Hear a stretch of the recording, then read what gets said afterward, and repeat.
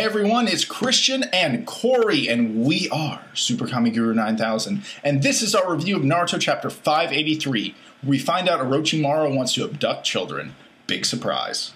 So the beginning of this chapter has Kabuto and more Kabuto flashbacks, and we jump right into the flashbacks, and we're getting Kabuto healing someone. It turns out to be Orochimaru, and he's actually not looking very creepy, but he's saying, hey, you should become a shinobi. It would fit you well.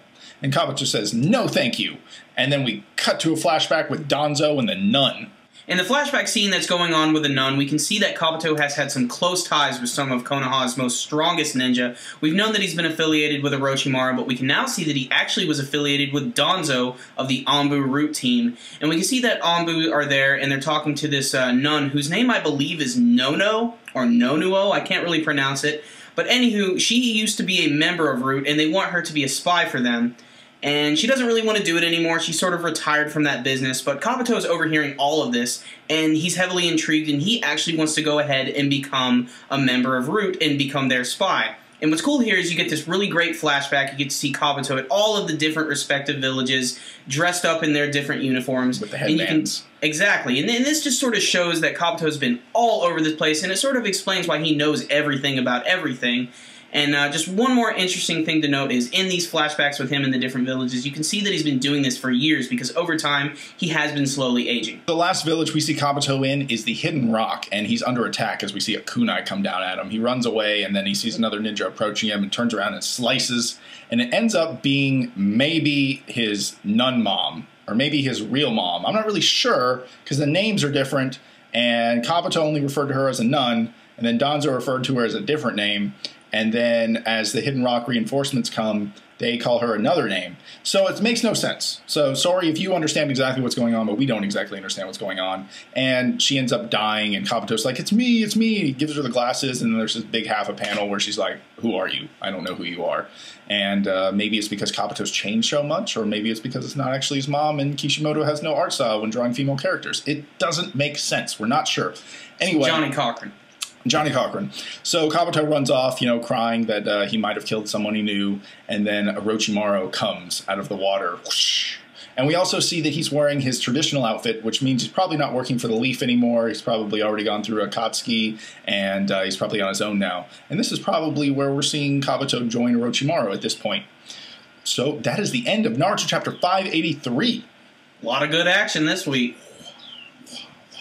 Okay, you guys, so what did Super Kami Guru think of Naruto 583? I was thinking I was going to be disappointed if I got a lot of Kabuto flashbacks again, because I'm really eager to see this fight. But at the same time, I felt this was necessary. And it's good to see his backstory, and it's cool to see Kabuto progress as a ninja. And that's pretty much what this chapter was about.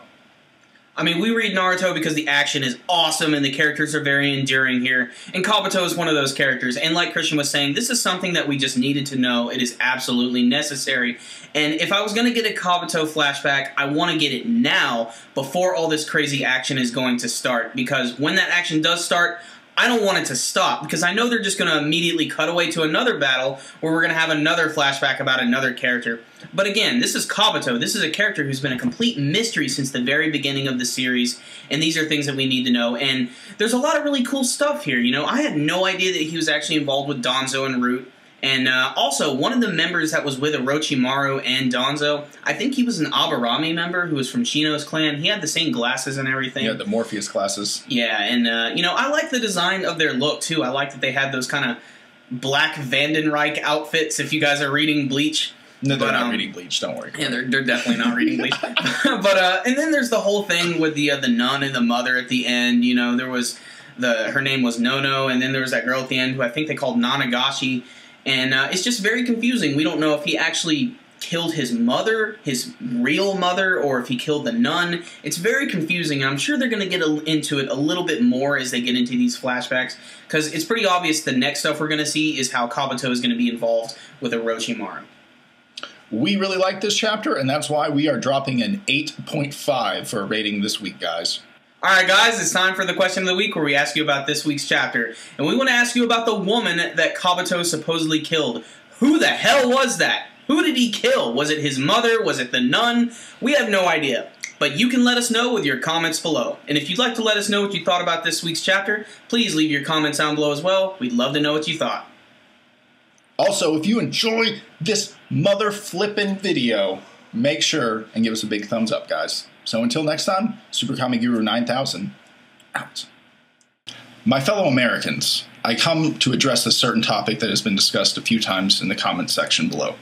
And that is, why are some of our videos black and white while others are in color? The simple reason is we make our manga reviews in black and white because it makes our thumbnail look more like the manga, and in the anime we don't really care, so it's usually in color. Sometimes they're in black and white, but that's just for aesthetic purposes. We just like the way black and white looks. But that's why our manga reviews are black and white. You guys racist or something?